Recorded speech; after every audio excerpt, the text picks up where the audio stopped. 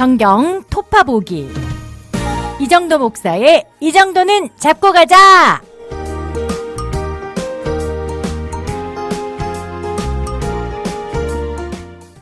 안녕하십니까, 이정도입니다. 오늘 계속해서 신명기 8장부터 읽을 텐데요. 오늘은 8장부터 11장까지 4장 함께 읽도록 하겠습니다. 8장부터 11장까지 신명기 전체의 분위기가 약간 그렇기도 한데요. 이 부분은 모세의 어떤 염려 또 경고, 잘했으면 좋겠다, 잘해라, 이런 느낌의 마음이 약간 있는 거죠. 신명기는 그래서 약간 조금 우리가 재밌게 하는 표현이지만 어떻게 보면 잔소리다, 굉장히 길게 한 잔소리다라는 느낌이 있을 수 있어요. 뭐냐면 모세 입장에서는 내가 이제 같이 못 가잖아요, 가나안에. 나는 여기서 죽게 되고 이 백성이 가나안에 들어갈 텐데 내가 너희들을 잘 아는데 니네가 진짜 잘할지 모르겠다, 니네들 잘해야 된다, 이런 어떤 잔소리가 신명기다라고 말하시는 분들도 이제 약간 재미삼아서 있습니다. 이제 가나안에 들어갈 텐데 하나님을 잊지 말라. 이 8장은 이거죠. 하나님을 잊지 말라. 그동안 하나님께서 하신 일들을 기억하라라는 명령입니다. 8장 2절에 내 하나님 여호와께서 이 40년 동안에 내게 광야길을 걷게 하신 것을 기억하라.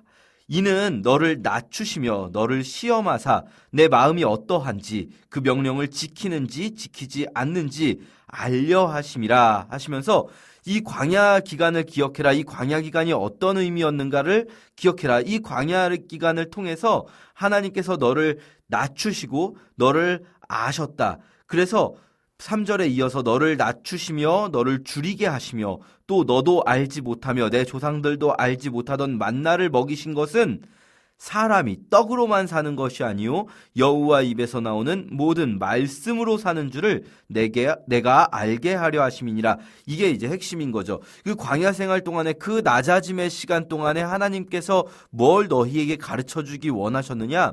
사람이 사는 것은 떡으로만 사는 것이 아니다.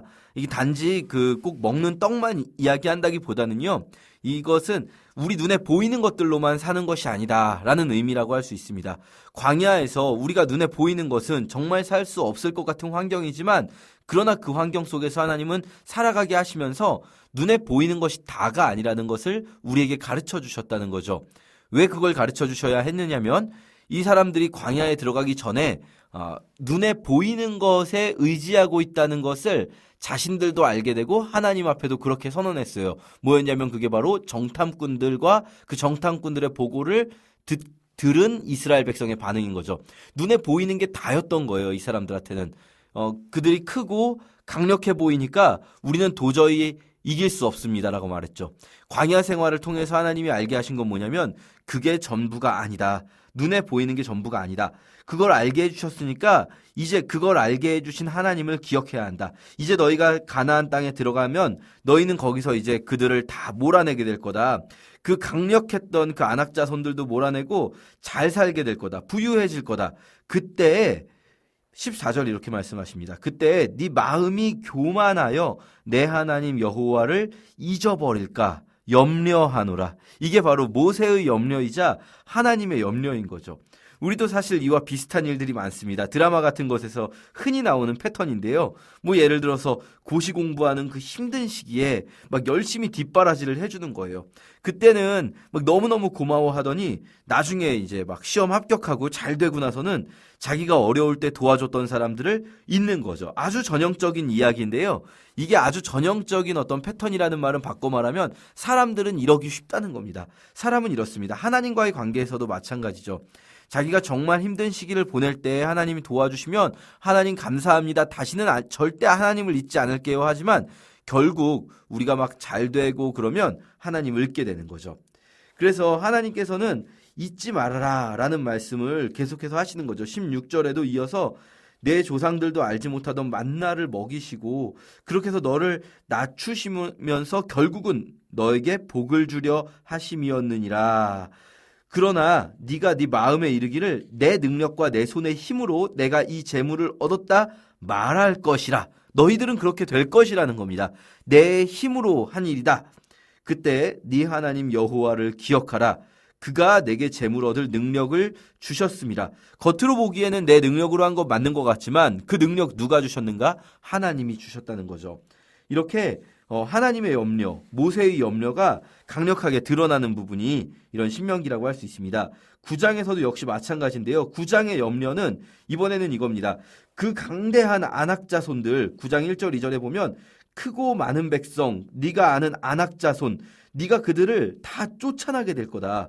그런데 문제는 뭐냐면 내 하나님 여호와께서 그들을 내 앞에서 쫓아내신 후에 네가 심중에 이르기를 내 공의로움으로 말미암아 여호와께서 나를 이 땅으로 인도하여 들어서 그것을 차지하게 하셨다 하지 말라라는 겁니다. 여기서 계속 반복되는 말이 있는데요. 그게 바로 공의로움입니다. 5절에도 네가 가서 그 땅을 차지함은 네 공의로 말미암음도 아니며 내 마음이 정직함으로 말미암음도 아니다. 6절에도 네가 알 것은 내 하나님 여호와께서 내게 이 아름다운 땅을 기업으로 주신 것이 네 공의로 말미암음이 아니니라. 너는 목이 곧은 백성이니라. 그러니까 8장에서는 하나님을 잊지 말라. 내가 잘나서 내 힘으로 차지했다라고 말하지 말아라 라고 말씀하셨다면 9장에서는요. 하나님이 주셨다라고까지 인정해요. 하나님이 주셨습니다라고 말하는 건 마치 되게 신앙적이고 겸손한 것 같지만 그런데 이렇게 말하는 거죠. 하나님이 내게 주신 것은 나의 공의로움 때문이다.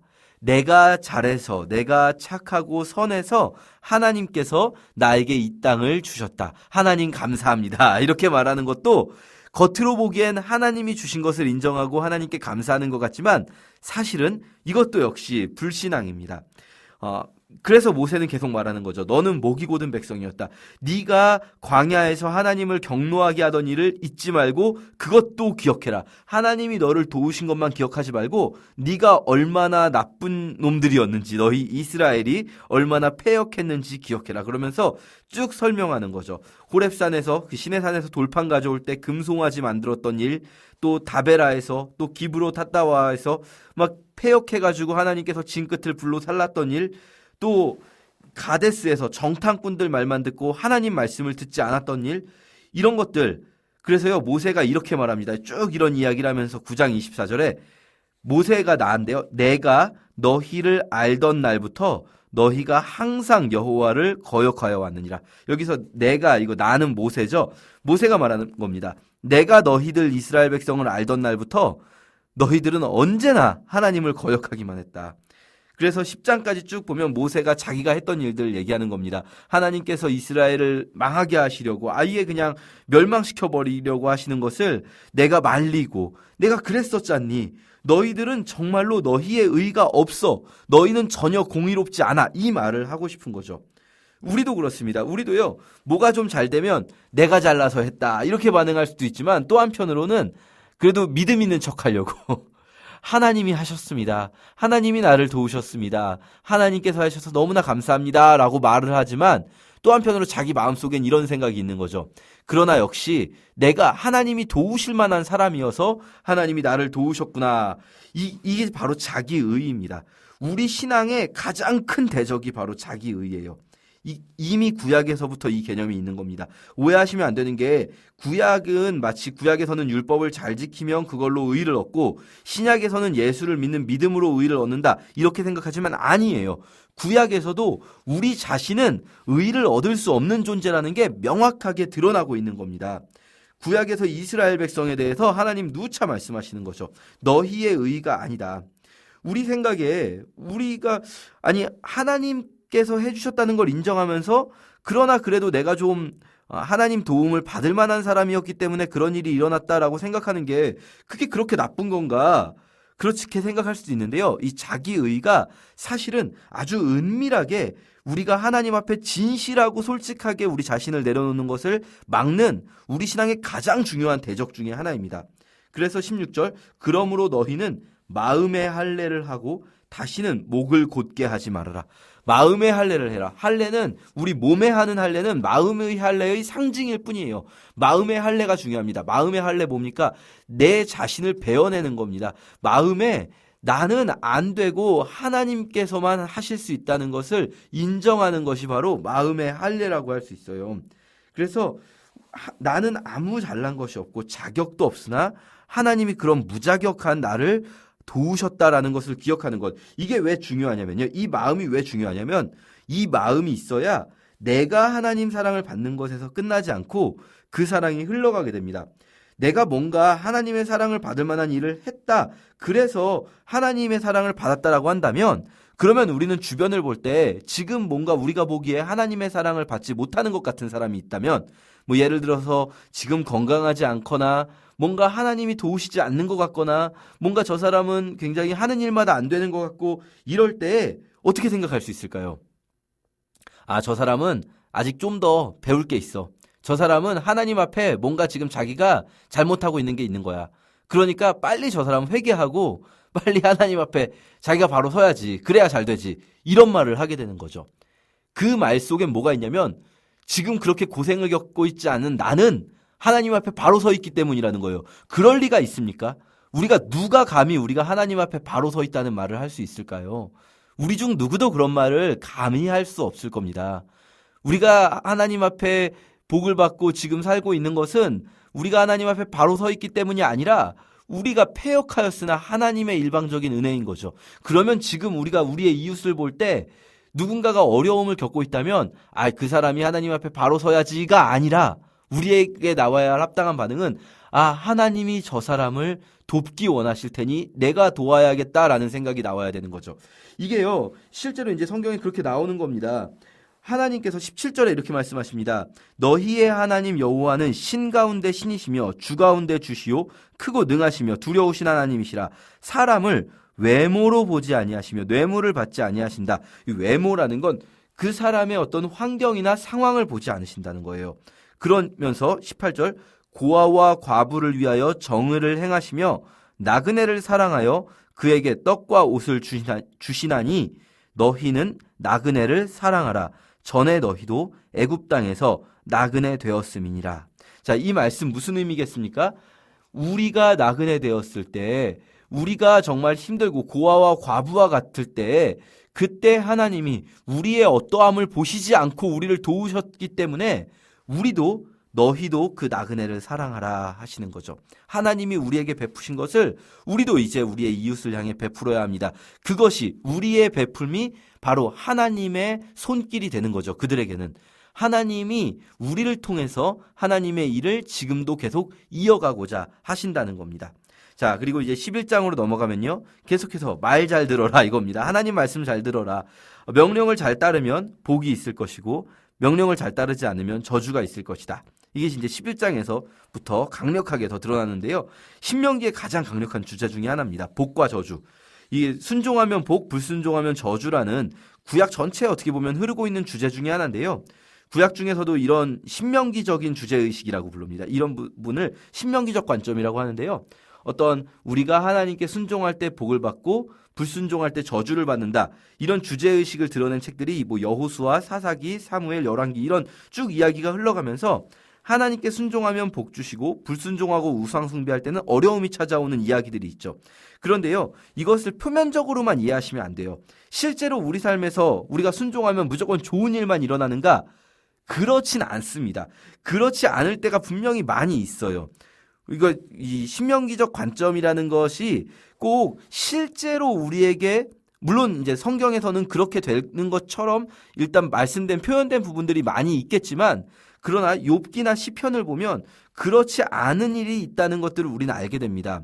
뭐 욥기 시편뿐 아니라 많은 다른 구약의 부분들에서 우리가 하나님께 순종한다고 해서 무조건 실제로 우리의 일이 뭐 우리가 건강해지고 부자가 되는 것이 아니라는 것 우리는 알 수 있습니다. 그러면 이 신명기에서 말하고 싶은 것은 뭘까요?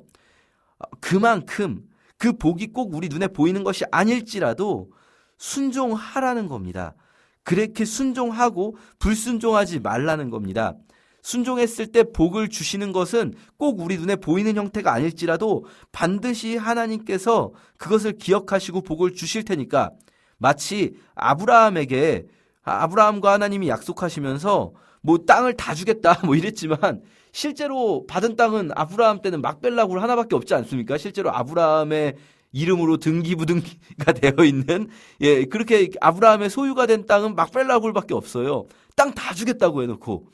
그렇지만 그러면 우리가 아브라함이 그 복을 못 받았다고 말할 것이냐? 그렇지 않지 않습니까? 그러니까 이 신명기에 나오는 표현들, 그만큼 하나님께서는 이것을 순종하길 원하시고 그것을 순종했을 때 반드시 기억하신다는 것이다. 꼭 눈에 보이는 형태의 복이 아닐지 몰라도, 당장은 아닐지 몰라도 그런 것을 기억하라는 표현들이 신명기에서 강하게 드러나는 거죠. 그 중에 하나가 이제 11장 보시면 오늘 10절에 이런 표현이 있습니다. 내가 들어가 차지하려 하는 땅은 내가 나온 애굽 땅과 같지 아니하니 거기에서는 너희가 파종한 후에 발로 물대기를 채소밭에 댄과 같이 하였거니와, 이런 말씀이 있는데요. 이게 애굽 땅 말하는 겁니다. 애굽 땅은요, 어떤 상태냐면 파종한 후에 물을 댈 때 발로 물대기 하기를 채소밭에 댄과 같이. 그러니까 애굽에는 물이 늘 있어서요, 이 나일강에서 물을 그냥 갖다 대서 쓰는 거죠. 물을 대기가 쉽다는 겁니다. 이런 논이면요, 어떤 상황이냐면 하나님 말씀 잠깐 안 들어서 불순종해서 잠깐 비가 안 와도 괜찮아요. 나일강에서 물을 끌어다 쓰면 되니까요. 그런데 11절, 너희가 건너가서 차지할 땅은 산과 골짜기가 있어서 하늘에서 내리는 비를 흡수하는 땅이요, 이렇게 말씀하십니다. 하늘에서 내리는 비를 흡수하면 어떻게 됩니까? 물이 고이질 않는다는 말이에요. 그러니까 이 이스라엘 땅은 어떤 땅이냐? 물을 저장해 놓고 그대로 막 농사를 지을 수가 없어요. 하늘에서 비가 와야 되는 겁니다. 하늘에서 비가 오지 않으면 농사를 지을 수가 없고요. 때에 맞춰서 비가 와야 돼요. 그러면 하나님께 순종하는 것이 정말 중요해진다는 거죠. 이건 하나의 예입니다. 이 예를 통해서 정말 너희가 순종해야 된다라는 걸 강하게 말씀하시는 거죠. 그래서 너희가 이제 들어갈 땅에 가면 너희 앞에 복과 저주가 놓여 있을 것인데 그때 너희가 하나님의 명령을 잘 들으면, 순종하면 복일 것이고 그렇지 않으면 저주가 있을 것이다 라는 말씀, 이 11장에 계속 이어지니까요, 우리 같이 11장까지 함께 읽도록 하겠습니다. 감사합니다.